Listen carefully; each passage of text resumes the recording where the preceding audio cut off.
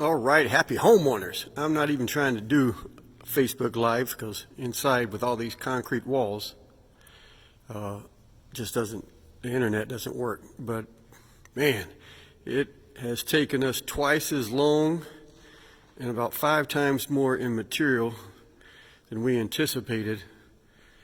But we have saved this floor. Over 80 years old. Look at that. Oh man. Got one section coated yesterday, and we're going to get everything coated today. Got to get 2 coats of finish on it because this wood is so porous it soaks it up. We need 2 good coats so we can do a real fine sanding before the final coat. But they installed new wood, and you can see the difference. See that? So that 80-year-old wood is going to always be darker than your new wood. And there you go, see the difference?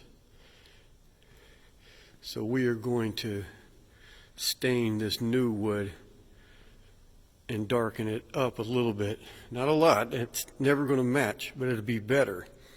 And you don't want to go too dark because it's going to naturally darken.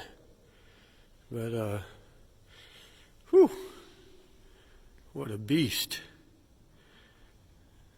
All right, guys, do another video Tuesday when we are finished. Whew.